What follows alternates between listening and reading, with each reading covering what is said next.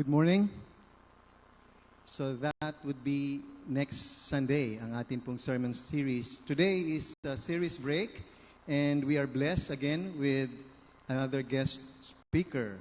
Ang ating pong panauhing tagapagsalita ay Tubong Tayabas, Quezon, and is married to Leia Rogado of Indang, Cavite for almost 40 years. At ang kanila pong pagsasama ay binlessed ni God ng isa pong anak. At I was told na ang kanila pong anak ay lumaki, no, at kasama natin sa young people 10 years ago. At kilala po siya ng mga leaders natin. Andito si Pastor Vic Cuarto at ang kanyang asawa si Malu at si EJ. Can you please stand up, Pastor Vic?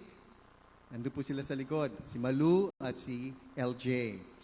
He is currently the Institutional Advancement Officer of Asian Seminary of Christian Ministries. So ang ating pong panahong tagapagsalita earned his Diploma of Theology in Church of God Bible Academy. Now, yun po ang ASCM, where his son is working.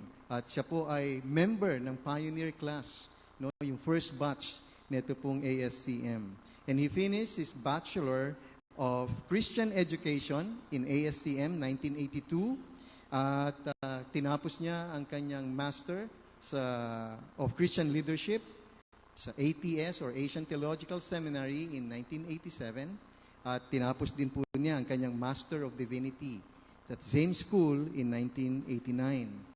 At ngayon po, siya po ay ordained bishop of the Church of God, Cleveland, Tennessee.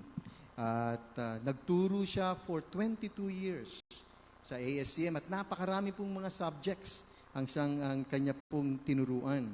And he ministered throughout, not only here in the Philippines, but also in Australia, in Malaysia, in Singapore, in Korea, in Vietnam, and USA. He also helped in the evangelization of IMUS, especially yung pagtatayo po ng Victory Christian Church at ng Ragatan Church, from 1979 to 1982. And he pastored churches in Olongapo City, Navotas, and Pasay. Alam niyo po ba, ang ating pong guest speaker ay nag-speak na sa atin nang ang kongregasyon pa natin ay nagmi-meet pa sa Tahimik Street. So ganun na po katagal. At balik-balik preacher po siya sa atin. At alam niyo rin po ba, siya po ang nag-lead ng dedication ng lupang ito na kinatatayuan ng ating iglesia. Okay? At dahil at that time, si Pastor Serge ay nagkasakit at hindi nakadalo. Now, Pastor, ang ating pong guest speaker is based in USA with his wife, Leia. At babalik po siya November 12 sa USA. Alam niyo po, kung papakinggan niyo po ang puso ng ating guest speaker, ang maririnig niyo, I am an evangelist, an evangelist, an evangelist.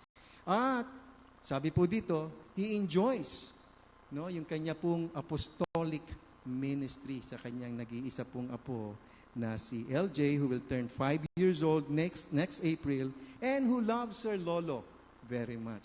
So atin pong bigyan ng isa pong balik preacher na welcome ating Pastor Willie Cuarto.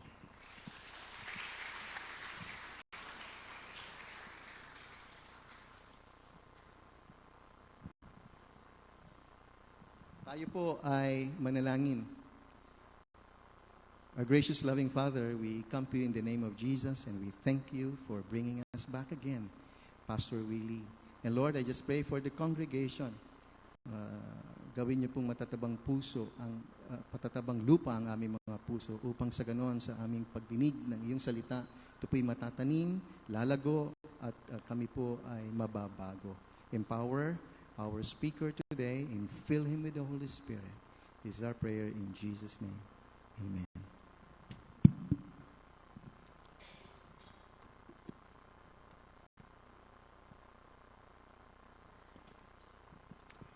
Isang magandang tanghali na po ang aking pagbati sa inyo. Kinatutuwa ko na ako ay maging tagapagsalita sa iglesyang ito. Nalala ko nung kabataan ko na 1979, estudyante ako sa Imus Institute. At ang palengke ng Imus yan ay palayan pa. At ang palengke nun ay nasa bayan. Kami mga estudyante naglalakad dito at may nakilala ako na isang pastor na taga-Anabo. Siya po si Pastor Greg Francisco at siya po nakaburol ngayon, kamamatay lang. So, sa loob ng 34 na taon na itinigil ko dito sa lugar ng Cavite, nag-base ako rito sa Imus. Almost 24 years kami rito bago ako napunta ng Amerika. Tapos, meron kaming bahay sa Indang. Nakita ko ang paglago ng iglesia sa bayan ng Imus at sa bawat bayang kalapit nito. Nakasama ko sa gawain dito si Mr. Miranda at natuwa ako nung makita ko siya kaninang umaga. Si Mr. Miranda kasama si Mr. Ang at sa kampanya ang siyang matatanda rito na mga mananampalataya. At nung panahong yaon ay iilan ang pastor. Dito rin naranasan ko sa Cavite na ako'y nangangaral ay may nagpaputok ng baril. Speaker ako sa Palanas, dyan sa Victory Christian Church. At habang ako nagsasalita ay merong nagpaputok. Yung palang Caviteño, sanay na sa putukan. Walang tumakbo. Ako'y nahihiya naman tumakbo siyempre. Tumakbo yung pastor. Ako'y nananalangin mabuti na yung bala ay hawakan ng Panginoon. Pero naulit ho yun, 1980, naroon naman kami sa Anabo Segundo. Kina Pastor Roberto, nasa langit na rin ito. Speaker po si Pastor Magbanwa, Fred Magbanwa. At pangatlong gabi ng pangangaral ng salita ng Diyos. Napakaraming nakikinig. At nung nananalangin si Pastor Magbanwa ay may nagpaputok na naman. Armalite, nako, talaga naman, sunod-sunod. Katabi ko yung nasa langit na rin, si Pastor Proceso Marcelo. Sabi ni Pastor Proceso Marcelo, saan itong mga Caviteño ito talaga hindi nagbabago? Sabi ni Pastor ni Casiso. Si Pastor Magbanwa ho ay patuloy sa pangangaral. Malakas pa rin ang boses habang may pumuputok doon sa kung tagiliran nyo ng parting likuran.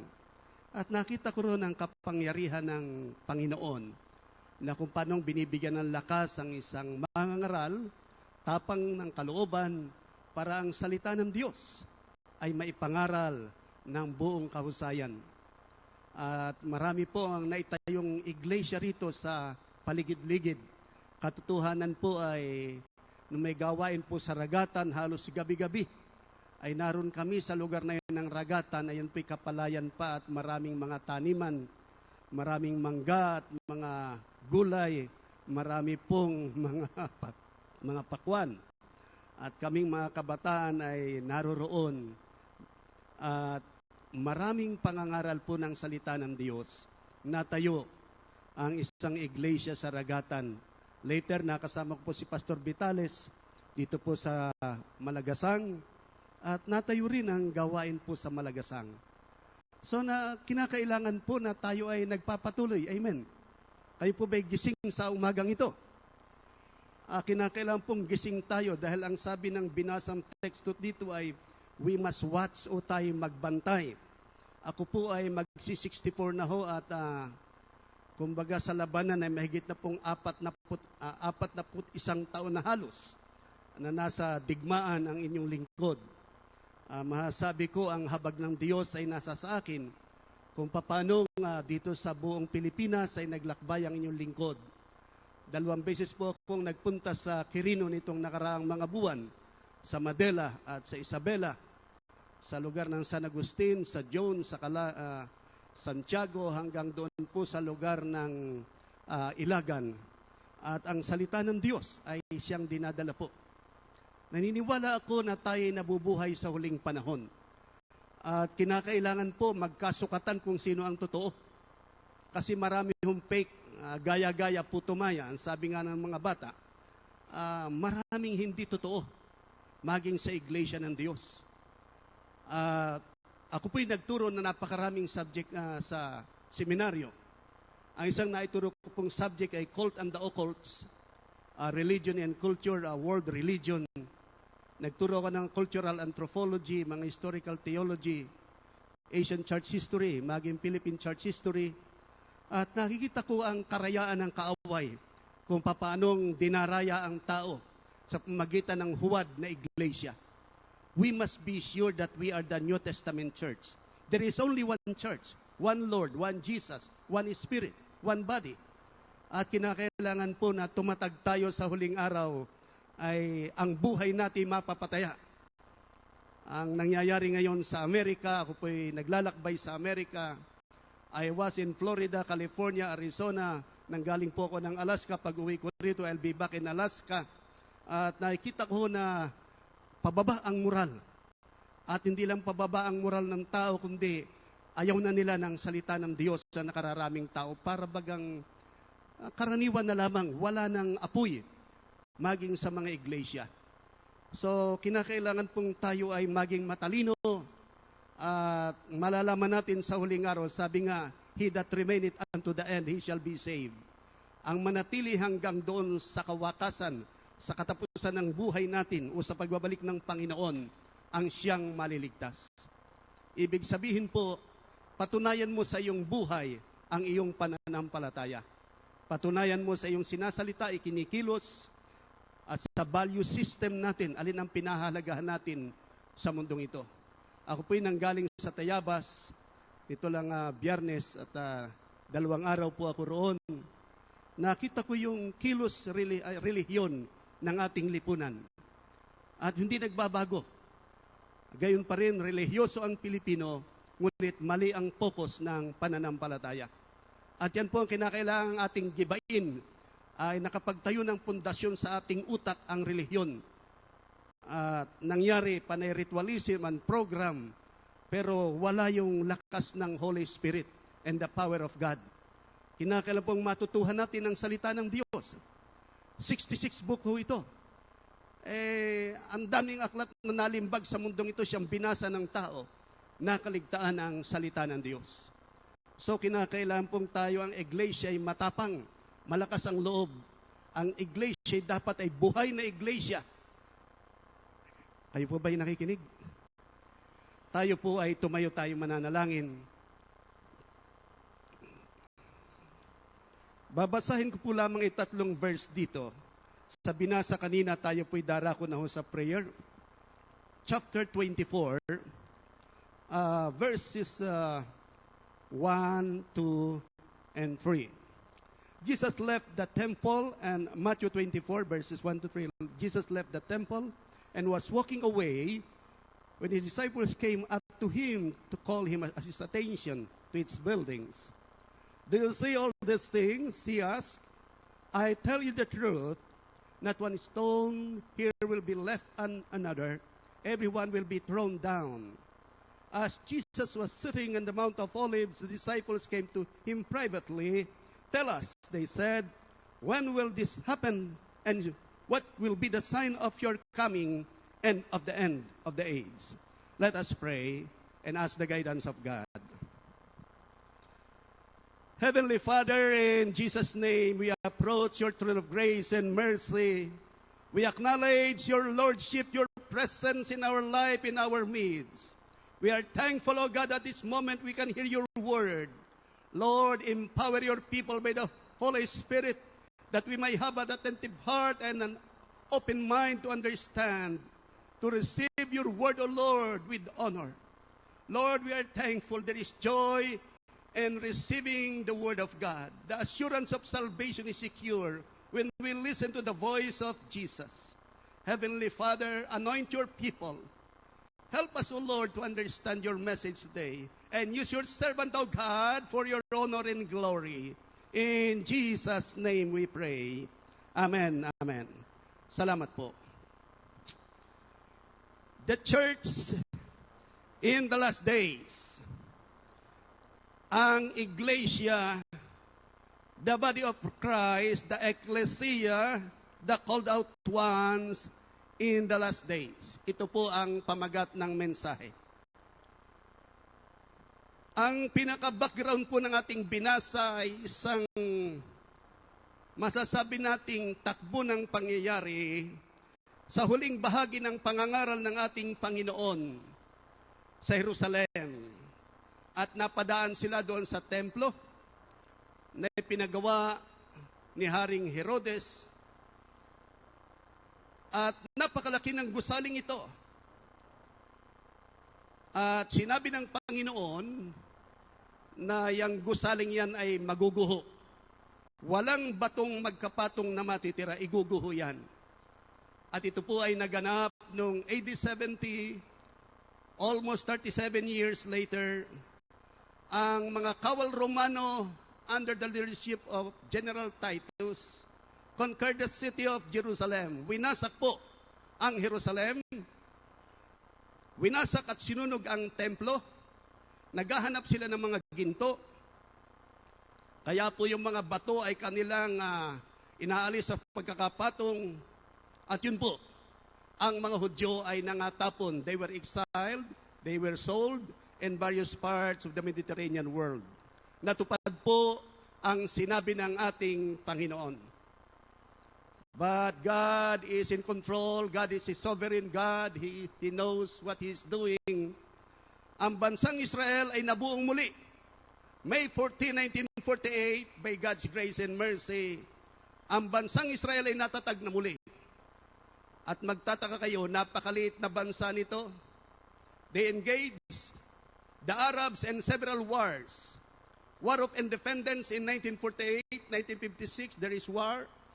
6 Days War, 1967, 1982, at magitong huling bahagi. Meron pang Yom Kippur War sa panahon ni Anwar Sadat. Pero mga kapatid, hindi po nagapi ang Israel. Dahil Diyos ang nagtatag dito. Ang sabi ng Panginoon, kapag nakita nyo ang puno ng igos at may mga dahon na, malapit na ang tagaraw. Kaya po, tayo ngayon ay tumingin sa kasaysayan na nagaganap sa Middle East, sa ating kapaligiran, at makikita natin, aba, dapat mulat ako't hindi tulog sa nagaganap sa aking paligid. So, hindi ko po tatalakayin ang the end of the world. I'll be tackling this subject matter, the church before the coming of the Savior, the second coming. What will be the condition of the church or the environment also? Anong maging larawan ng iglesia sa huling araw? Well, sinabi ng ating Panginoon na magaganap ang lahat ng ito. By the way, Jesus is the builder of His own church. You cannot build a church by your own. Maging clubhouse yan. At meron kayong miyembro. It is by the power of God's Word and by the Holy Spirit. So ito sa kapangyarihan ng salita ng Diyos. Sabi ni Apostol Pablo, I am not ashamed of the gospel of Christ. It's the power of God. Ito ang kapangyarihan ng Diyos. Ang ebanghelyong ito. And there is only one gospel. Isa lang ang ebanghelyo ng Panginoon. We must be sure that we are teaching, we are preaching, we are proclaiming the gospel of the Lord Jesus Christ, not our own invented gospel. So kinakailangan matiyak po natin na hindi tayo nadaya at hindi rin tayo nandaraya. So ang sabi ng salita ng Diyos dito, ano ba ang magaganap bago dumating ang panahong yaon, ang second coming na ito ng Panginoon? So meron pong mga tanda at ito po'y naganap ngayong mga 20th century, 21st century. Kagulat-gulat ang development ngayon sa technology na nagaganap sa ating paligid. So nagsalita ang Panginoon, ang sabi rito, verse 4, Jesus answered, watch out! Magmatsyag kayo, magmasid kayo, sapagkat narito ang mga tanda. Well, alam niyo kung kayo magbabasa ng kasaysayan, nung panahon Dr. Jose Rizal, Dr. Jose Rizal was, killed by bullets, of course, sa Luneta. Ang edad lang niya, 35 anyos. He was so young to die. He is a doctor, ophthalmologist siya. Aral siya sa Madrid, aral siya sa Germany. Sumulat lang siya ng 2 aklat, No Limit Tangere, El Polbusterismo, at ibang mga sulat-sulat. Pero ang tunay na kalaban niya ay mga praile. Pare, ang iba'y guru pa niya sa Ateneo. In this world, it is always battle of the mind. Kaninong kaisipan ang magwawagi? At naglalaban ng mga kahit yan ay unbeliever ang mga tao, may kanya-kanya silang mga kaisipan. Ngayon, tayong believer, we have the mind of Christ. We have the Word of God. Iba ho tayo. Meron tayong salita ng Diyos. Ang ating pambansang bayani, of course, ay pinatay dahilan sa siya ay parang nagsusulsul sa isip ng mga tao. So, almost 1896, kaunti lang, 117 years ago lang yan. Pero nung panahon, Dr. Jose Rizal, ang pagtungo sa Amerika, 1 buwan sa magitan ng barko. Ngayon, 14 oras sa aeroplano. Philippine Airlines, going to Los Angeles o San Francisco or Seattle, ay napakadali. Napakataas na ng antas ng karunungan ng tao. So, kinakailangan pong matiyak natin na habang tumataas ang antas ng karunungan ng tao, tayo bang tayo'y lumalapit sa totoong Diyos o lumalayo naman sa Diyos? Kaya ang sabi rito, watch out that no one deceives you. Number 1, there will be so many deceivers in this world. Maraming karayaan at ito'y sa isip. You know, I travel a lot in the States. I proclaim the gospel to the Mexicans, to the Latinos, to the blacks, to the whites. At nakita ko yung daya sa kanila. Firstly, in the realm of education. Alam mo, ang tao, kung minsan pag nakapag-aral, meron ng diploma, akala okay na. No, hindi tama yan. Ano ang napalagay sa utak niya? Yun ang mas mahalaga. Ano ang value system na nasa kanyang kaisipan? So, ang deception po, sa Amerika, yung social Darwinism. Charles Darwin ang isang pasimulan yan, pero maraming contributors. Ang itinuturo nito, tayong tao ay galing sa Chongo, galing sa gorilla, galing sa orangutan, galing sa machin. Yun talaga. Merong missing link. Alam mo ninyo, ito'y kabulaan ng malaki. Ang problema ay tinanggap ng mga universidad. Ay magaling sa biology, nireject ang Word of God. At yan ho, kaya yung value ng tao ay magugaling Chongo na lang tayong tao. Bumaba ang value ng buhay. Kaya maging sa Germany, nung panahon ni Adolf Hitler, ang mga Hudyo'y pinapatay, hindi lang Hudyo, lahat ng kumukontra. Ibinibilanggo, dinadala sa concentration camp, nilalason, sinusunog sa krematoria. Bakit? Yun ang natanggap nilang turo.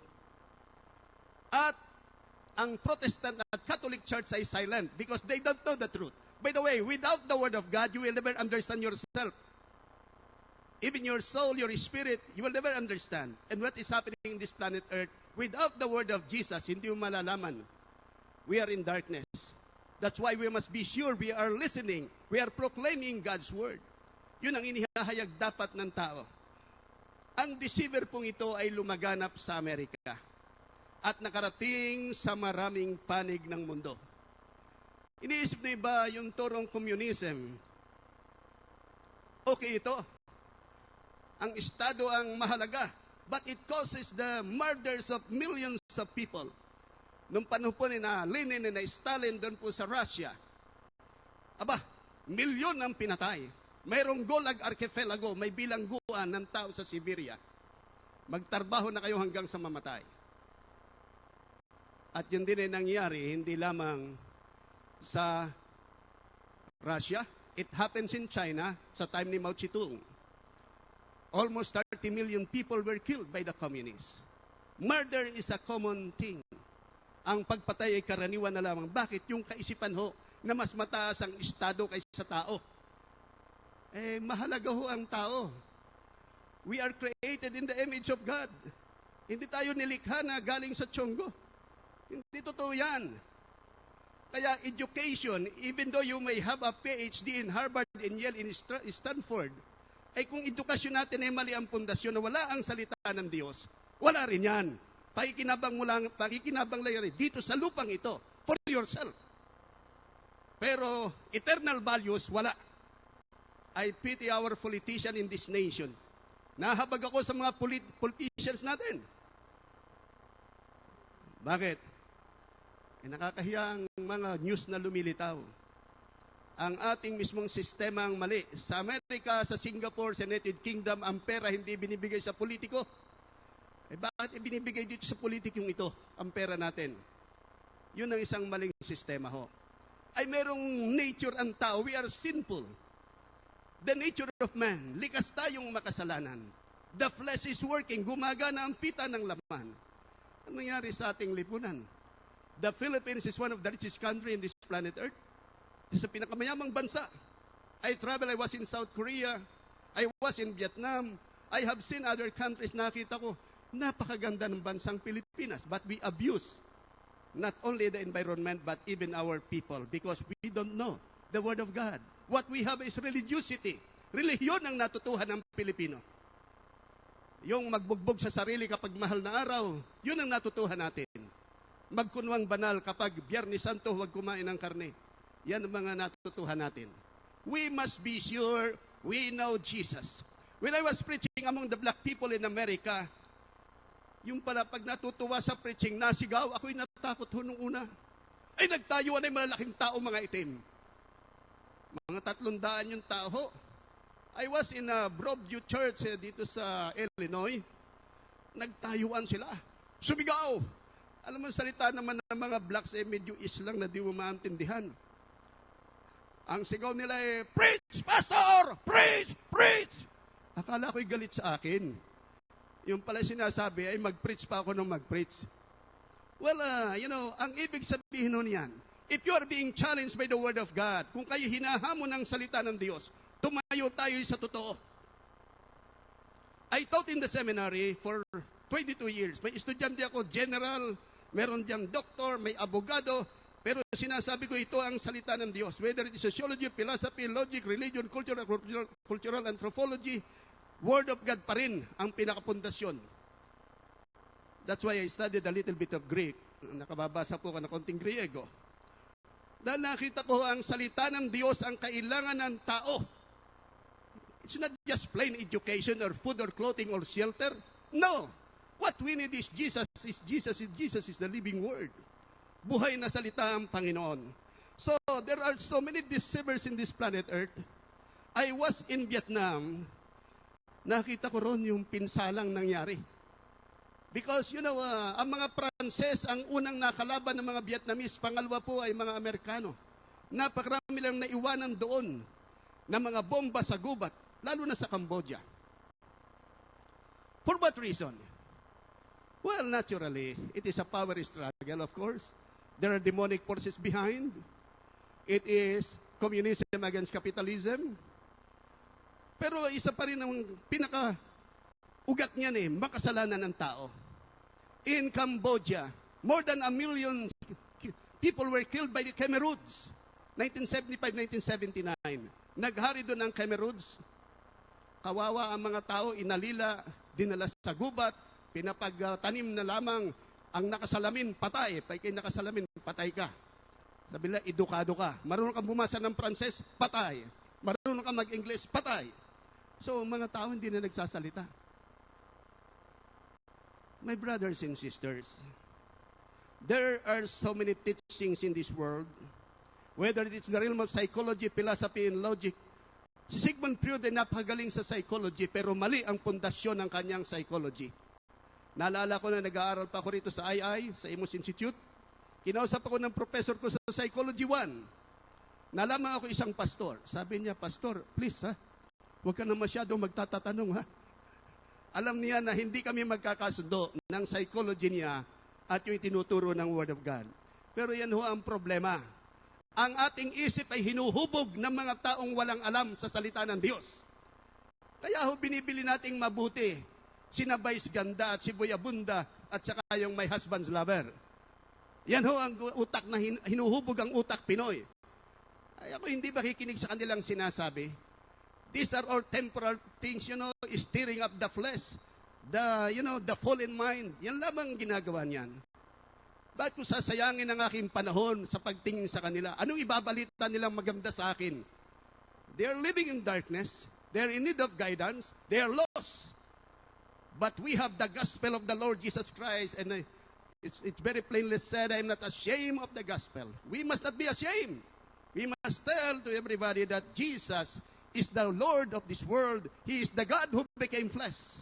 Siya ang ultimate mind, ultimate thought. Pag wala ang pundasyong tama sa utak natin, hindi tatama ang ating buhay. Wala pa akong nakitang tao na nagpuri sa Diyos ng matanda na lasenggo. Purihin ang Tanduay, purihin ang Emperador Whiskey. Salamat ako'y nag-inom. O yung Fortune Tobacco, ako'y nanigarilyo ng Marlboro, Philip Morris. Ay, salamat. Ayun, ako'y meron ng hika, nabulok na ang aking tadyang o ang aking pharynx, larynx, so bibig, nagkaroon ng kanser.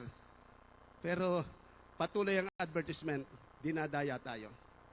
My brothers and sisters in this world, deceivers will be many in the realm of religion, naroroon.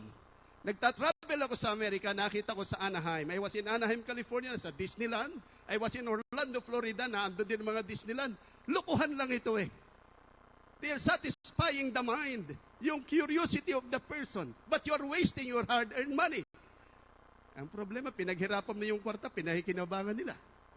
Pero nasa ng salita ng Diyos? Where is the Word of God? Our life in this planet Earth is so short. I was so young when I came to Cavite. I was 17 years old. Now I'm 64. Matanda na ako. And my friends are dying. Nangangamatay na yung kasamahan kong pastor.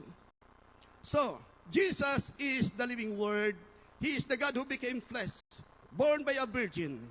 We must be sure that what we are learning is not just for the sake of learning. It must not contradict the Word of God. Kinakailangan huwag sumalungat sa salita ng Diyos ang ating natututuhan. Abortion is so common in America. Even trimester na nga 7 buwan ay papatayin pa. Tinuturukan ang ulo ng sanggol. Ginugupit yung sanggol sa tiyan. Ganyan sa Amerika.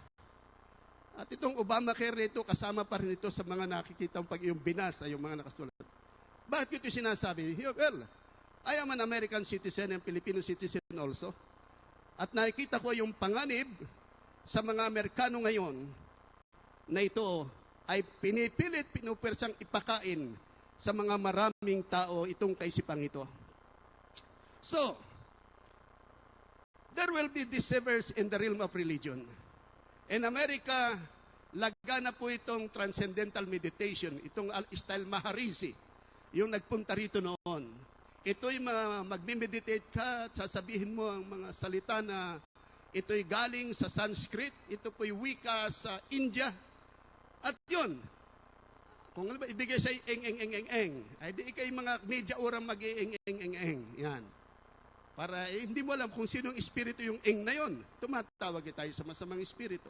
Lagana po ito. Ito'y ginagawa rin dito sa atin ngayon, kahit dun sa mga Sambuanga, dito sa Bohol. Ang Kristiyano naman, walang ginagawang aksyon. Gustong mapatawa lang yung tao, pero ang kinakailangan natin ay Word of God. Kinakailangan ito ang sabi ng Panginoong Yesus, seek ye first the kingdom of God. Come unto me, all that labor heavy laden, I will give you rest. The Lord is my shepherd, I shall not want. Pero maraming Kristiyano ay tamime. Hindi nga nagkaalam ang Kristiyano, 10 taon na sa opisina eh. Hindi nagkakilala. So, in the realm of religion, Hinduism, Zoroastrianism, Shintoism, Tibetan, Lamaism, kung ano maasim ito ho ay lalaganap sa mundo. And the Christian must fight. Kinakailangan tumayo tayong Kristiyano. Sabihin natin, ito ang salita ng Diyos. Man is created, nilikha ang tao. In the image of God, imago Dei. Tayo'y kalarawan ng Diyos. Meron tayong moral na mataas. Ibinigay ito ng Diyos. Hindi tayo magkikilos hayop dahil tayo'y nilikha ng Diyos. Ang Espiritu ng Diyos ay sumasa atin kung tayo pinanganak na muli. Pangatlo po, sinabi rito, hindi lang rise of the deceivers. Sinasabi po ng salita ng Diyos, the true church will be persecuted. If you are speaking the truth in America, whenever I preach the gospel in America, binibigyan ako ng advice ng pastor. Pastor, Pwede ba huwag mo nang masyadong tutumbukin dito yung tungkol sa marriage? Ha? Bakit? Ay kasi may mga bago ritong nadalo ng mga live-in. May bago ritong nadalo na ganito ang buhay. Ay dahan-dahan ka ng pagsasalita rito. Saka meron ditong ilang alam mo na, tibo, alam niyo yung tibo, Thunderbird ito. Tumboy ho. Saka bakla. Ay huwag kong masyadong huwag kong pahaging ang lagi. Ano na lang, sabi ko, ano namang ipipreach ko? Ako pala doon ay upahan na lamang, bibigyan ako ng $200 pagkatapos. Pero huwag kang tutumbok ng kasalanan. Ngayon, pag tumumbok ka sa kasalanan, hindi ka naiimbitahan. Kaya ho na nangyayari ngayon sa Amerika. The downfall of American Christianity is happening now. Ako'y miyembro po ng Board of Trustees ng Asian Seminary of Christian Ministries. Pinag-uusapan namin, kulang ang pera. We don't have money. Inalis na ho ng Amerika yung 1/2 na support. Paano pang makaahon ito? Kami ngayon gumagawa ng paraan. Lapit kami sa mga churches dito sa Asia, Regional Overseer. Tulungan nyo kami ng Asian Seminary, manatiling nakatayo. Kasi ho, sa Amerika ho, napakaraming churches ho'y nagsasara. Hindi kaya ho na suportahan ang maintenance doon, lalo na sa parting north. Dahil doon ay kinakailangan po yung maintenance, dahil napakalamig sa Chicago. Kapag may blizzard, may bagyo ng yelo, nako, hindi kayo makapagsiservice kung wala kayong heater. Kapag masyado naman ang init, nangangailangan tayo ng air condition. So yung maintenance, babayad tayo sa elektrisidad. Kaya ho, wala. Marami hong tao ay lumalayo sa pananampalataya kay Kristo dahil ayaw nila magasgas ang kanilang bulsa. Ayaw nila. At ayaw nilang matumbok ang kasalanan. So, kapag ikay nagtuturo ng tama nowadays, nagagalit sa iyo ang tao. If you're going to claim that Jesus is the way, the truth, and the life, and the only way to salvation, you are in trouble with the Hindus. Sa Amerika, ako hindi makabati rin ng Merry Christmas kung kani-kanino. Baka magalit sa yung tao dahil hindi siya naniniwala sa Christianity. Baka Muslim yan. Hindu yan. So wag kang magsasabi ng Merry Christmas. Ang tawag ngayon sa Amerika, yung Christmas season, Happy Holidays na lang. Inalis na nila yung word na Christmas. Hindi po pwedeng maglagay ng nativity scene sa harapan ng munisipyo, village village hall. Dito sa atin sa Imos, makita niyo, pinangungumbida pa man, mayroon tayong mga Belen. Ibig sabihin tayo naniniwala pa. Pero balang araw ho, Christians will be persecuted because we are trying to obey the Lord Jesus Christ. Masyado ka naman banal, brother. Sasabihin mo, ikaw lang ang ligtas. Ang salita ng Diyos lamang ang nagtuturo. Paano itong mga writings ni Zoroaster? Itong writings ni Buddha, ni Confucius, itong writings na magagaling sa psychology na ito. Ibig mo sabihin, mga mali ito, may makakaaway kayo. My brothers and sisters, the Muslims are arising not only in the United States, but even in Europe. As far as Norway, Scandinavian countries, Finland, Sweden, sa parte hong Denmark, at hindi ho ebanghelyo ng Panginoon ang kanilang itinuturo. I don't want to elaborate it much, but I'll tell you, we Christians must not be silent. Dapat po sumigaw naman tayo. Sabihin natin ang totoo, pero maging magalang tayo. Pero kinakailangan ng matiyak natin ito. Kayo ba'y nakahanda kung dumating ang pag-uusig? Hindi ho natin alam ang ating sasagot kung minsan dahil hindi natin kaya marahil. Pero Christians will be persecuted, that is chapter 24 verse 9, will be hated. Doon po sa Amerika, ako'y nakadalo sa Willow Creek, isa sa pinakamalaking church. Si Bill Hybels po ang pastor doon. Ito'y sa Barrington, Illinois. Speaker din sa nila yung founder ng Starbucks, si Mr. Schultz. Ang problema, nalaman ng mga bakla at tumboy na maging speaker itong founder ng Starbucks. Nagsalita ngayon ng mga bakla at tumboy doon. Hindi namin ipapatronize ang Starbucks pag naging speaker ka diyan. Ito ang problema kay Mr. Schultz, parang natakot. Ang naisip niya, kawawa yung kanyang mga tauhan, mawala ng trabaho. Ay hindi ka nagsalita. sa Willow Creek Church. Kita noon yung epekto. Samantalang ito namang Chick-fil-A founder si Mr. Cathy, nag-comment siya, nakasalanan yung homosexuality, yung sodomic life. Sabi ng mga tao, mga bakla sa Chicago, hindi namin ipapatronize sa iyong restaurant. Aba, nagkaisa ang mga Kristiyano sa Chicago, pinilahan yung restaurant ng Chick-fil-A. Ando ng mga Kristiyan, puno ang restaurant. Eh di nakita ng mga tao na meron palang sumusuporta, marami pala ang Kristiyano. Ang problema, marami sa atin hindi nagsasalita. Tayo'y tahimik na Kristiyano. We are what we call the silent majority. We don't want to speak about Jesus. Iniisip natin, baka magkamali ako. After so many years that we're a Christian, hindi nga nalaman ng kamag-anak natin tayo na born again na pala. So, sinabi na po yan kay Timoteo. 2 Timothy 2:19, the Lord knows who are His, but everyone who wants to live a godly life will be persecuted. 2 Timothy 3:12. Pangatlo po, many will turn away from the faith. Tatalikod sa tamang pananampalataya. Merong Kristyanismo but in ritual. Hindi ho pwede ang ritual lamang. Ang Kristyanismo ay wala sa nguso, nasa puso.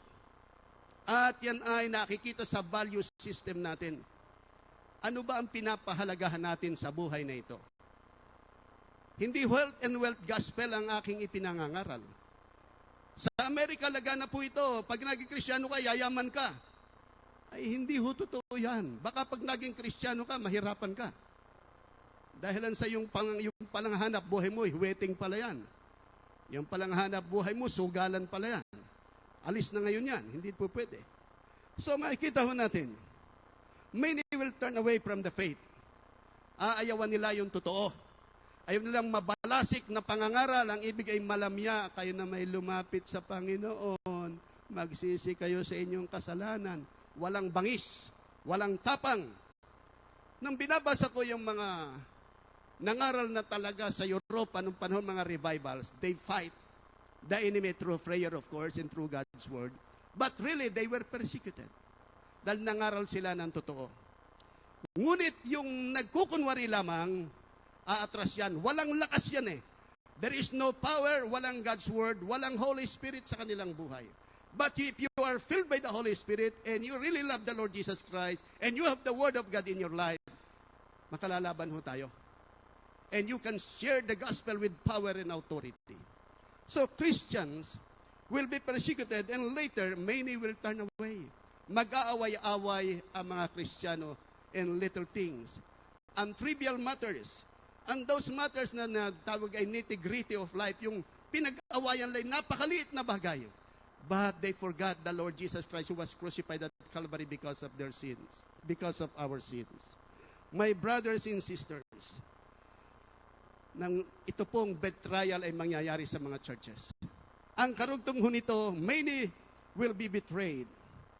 Ipagkakanulo natin ang isa't isa. Ibebenta natin. Wala na ngayong kasiguradihan ang salita. Maraming truth breaker. Yung nag-usap tayo ngayon, bukas, wala na. Parang ugali ng politiko sa atin dito. Sa Amerika, mabuti pa, dalawa lang, Democrat, Republican. Dito pati sa Ranggola ni Pepe, isinama na sa kanilang pangalan ng kanilang samahan. Aba, ano ba ang grupo ito? Dahil tayo, nung unang bata ako, nationalista liberal. Nagkaroon ng KBL. Nung bumagsak ang Marcos dictatorship, lumitaw ang napakaraming party list na yan. Lahat ay gustong sumausaw. Pero palipat-lipat parang tutubi, parang paru-parong ligaw. Lipat dito, lipat doon. Eh, walang pundasyon. Walang kaisipang tama ito. Ano bang plataforma ninyo? Hindi mahalaga yung plataforma. Yung mukha ko na lang, mapurma naman ako. Yun na lang ang pagbasihan nyo. Lahat ako'y pogi. Ibuto ninyo ako. Magandang iharap ako sa tao kaysa isa. Pangit yan. So makikita ho natin. My brothers and sisters, betrayal will happen in the church. Ito ho ang malungkot. Sa Amerika, merong institusyon na kilalang kilala. Hindi ko lang sabihin sa inyo ang pangalan ho ng na ito. School of World Mission. Bumalimbing. Tinanggap na ho ang homosexual at tomboy sa loob ng kanilang eskwelahan. Nasaan ang value system ninyo? Akala ko School of World Mission kayo. At ang mga ngaral ay mga ipinanganak na muli sa magitan ng kapangyarihan ng Diyos. Bakit ganyan na? Ito ho ang katotohanan, yung betrayal na ho. Ipinagkakanulo na natin ang salita ng Diyos. Maging si Jesus. Kristiyano ka ba? Eh, baka sakali. Are you not sure of yourself? We must be sure of ourselves kung totoo tayong born again. Kaya tayo hindi makalaban kung minsan, we don't have the assurance of salvation. We are not secure on what we are believing. So, ang outcome pa rin yan, many false prophets will arise, deceiving many. And, ang kasunod po, number 5 ay increase of wickedness. Grabe ho ito. In 1994, there was war in Yugoslavia. And the Serbians were killing the Bosnians. Yung Croatia, gayon din nilalabanan ng Serbia. Alam ho ninyo, libo-libo ang namamatay. Hanggang Kosovo, hanggang Albania, ang tao nakapanood na lang. And I have seen at what is happening in Zamboanga. Habang naglalabanan, pinapasok ng armor car, tangke, may Armalite, M60 machine gun. Ang diyan pinapasok yung grupo ni Miss Wari. Ang mga Pilipino sa Maynila ay tuloy ng kain. Abay, naglalabanan pa pala. Tuloy tayo ng kain. Sanay na ang mata na makakita ng gulo. Increase of wickedness. Nung bata ako, merong pinatay na tao. Si Lucila Lalo. Pinagputol-putol ang katawan. Nako! Balita sa buong Pilipinas yan. Nako, napakasamang ginawa. Pinutol ang katawan. Ngayon, nakakita ng ulong putol, katawang putol, wala na. Nakita sa basurahan na, nakatapong katawan ng tao. Sanay na. Because of the increase of wickedness. Kaya po ito'y magaganap sa huling araw. In Rwanda, pumasok doon ang mga Hutu at saka itong Tutsi, inaway yung minority group ng Tutsi tribes. Almost 1 million were killed. Mabuti kung pagpatay ay minsan at tinataga, sinasaksak. It is a demonic attack eh. Ito'y magkakapitbahay. Kita nyo ang power of the enemy. Betrayal, wickedness, the love of many will wax cold. Manlalamig po ang marami. Not only in the world, but even in the church. Ito ho ang malungkot na nangyayari sa iglesia. Tayo hindi nagiging patotoo sa sanlibutan ito. The love of many will wax cold, ang sabi ng salita ng Diyos. Study Revelation 3:1 at yung sumunod na verses, the Ephesian church, ang sabi ho rito, you have left your first love. Ang Laodicean church, ang sabi rito, you are neither cold nor hot. Ano ka ba talaga? Hindi kita maintindihan. Mainit ka ba o malamig? Ay maligamgam nga eh, halumigmig nga eh. Kung totoo kang Kristiyano, tumaya ka na. Si Pastor Greg ay kasama ko. Nakaburol ngayon, pupuntahan ko yun mamaya eh. Magkasama kami niyan talaga, nangangaral kami, naglalakad kami sa ragatan, sa palayan diyan. Pinapasa nila si Victor ng mga kabataan, 4 years old si Victor. 3 buhol kami ni Pastor Greg. Inaanak ko yung 2 niyang anak sa kasal, yung isang anak mong si Jojo, inaanak ko pa nang i-dedicate. So 3 buhol kami. Dinalo ko siya minsan. Sabi niya sa akin, pare, makikita ko na si Abraham. Sabi, umuwi naman si Abraham. May anak siya kasi si Abraham yung nasa Korea. Ay, hindi si Abraham na yan. Yung si Abraham, si Isaac at si Jacob. Makikita ko na. Nararamdaman na ng tao na siya'y mamamatay. Pero sa nakita ko, siya'y nagturo din ng salita ng Diyos. Magkasama kami hanggang sa Sapote, hanggang sa Indang. Dinadala ang salita ng Diyos. May 8 anak.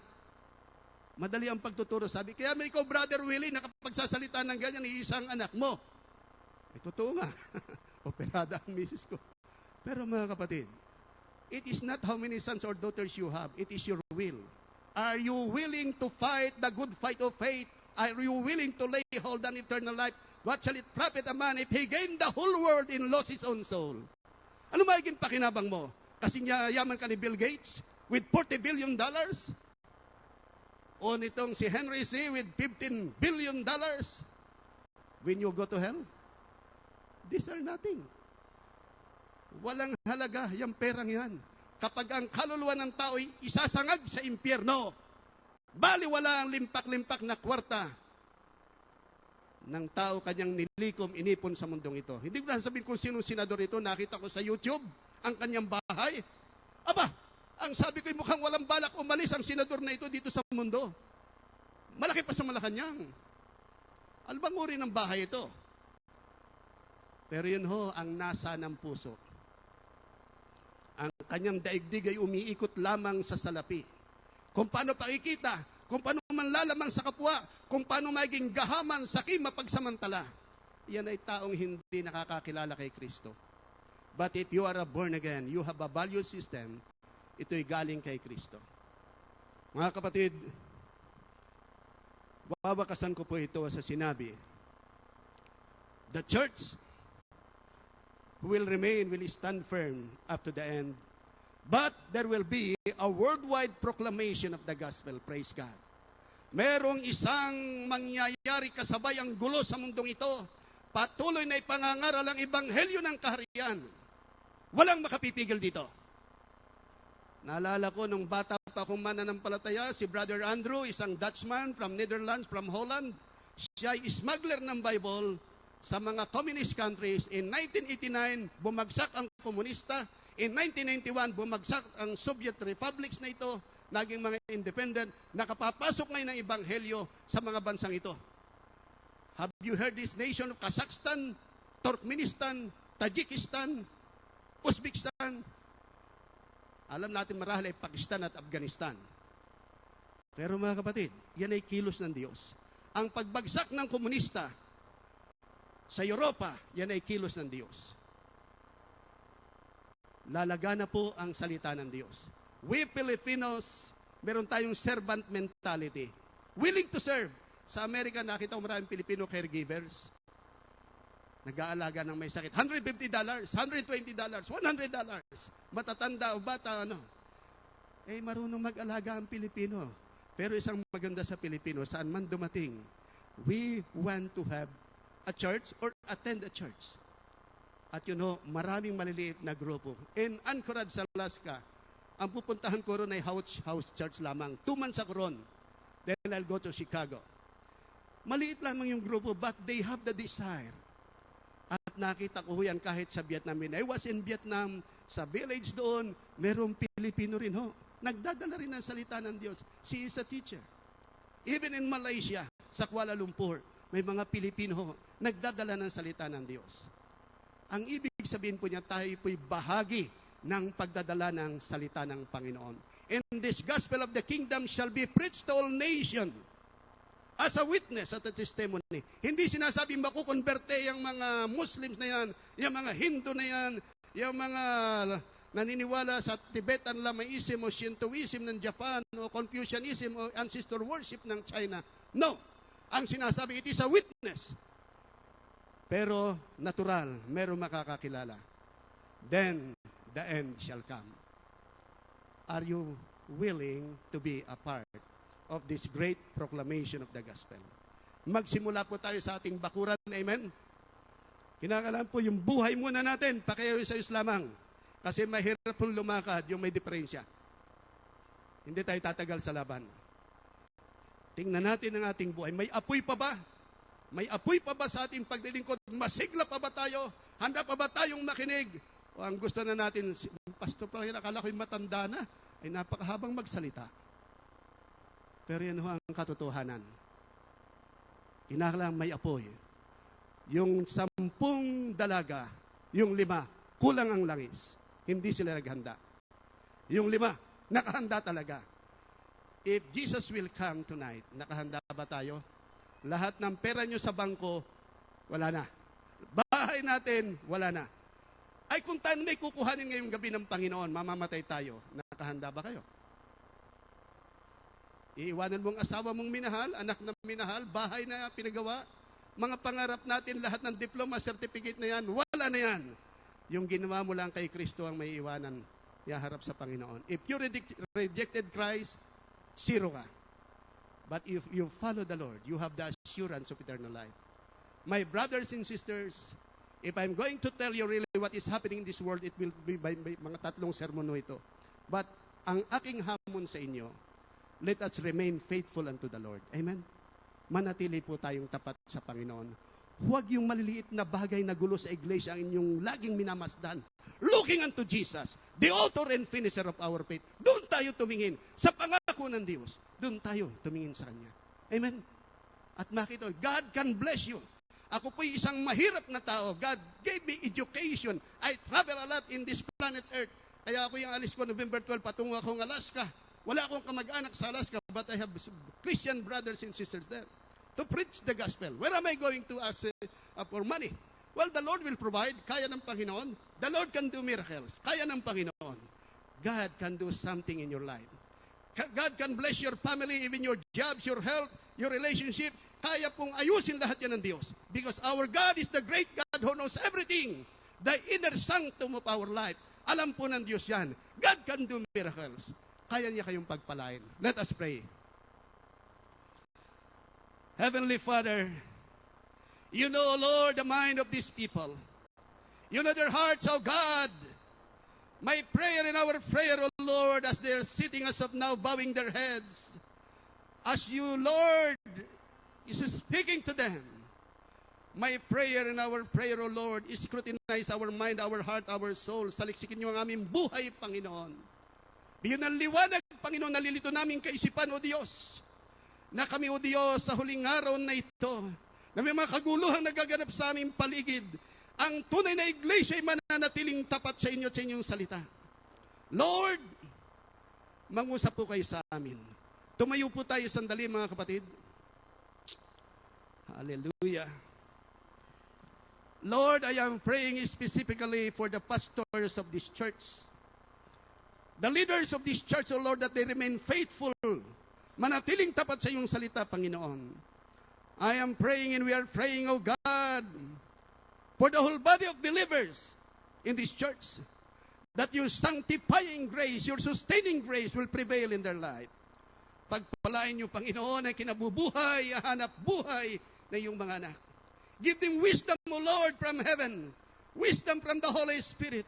How to live a life that is worthy to be called as Christian. Pagpalain po niyo, Panginoon, ang mga gawain. Whether it is prayer meeting, Bible study, O Lord, or proclaiming the good news, even in giving, O God, magbigay kami tuwang-tuwang nagbibigay sa inyo, Panginoon. Lord, our prayer and my prayer, O God, kami po'y mamuhay na magkakasundo. Mamuhay kami may pag-ibig. Binubuklod ng isang Kristo. Isa kami, Panginoon, isang Espiritu. At aming destinasyon ay isang lugar. It is in your kingdom, O Lord, where you are the King. Bless your church, O Lord, as we bless each other, as we bless your holy name. In Jesus' name we believe. In Jesus' name we believe. Amen. Amen. Amen. Pagpalain po tayo ng Panginoon. Praise the Lord.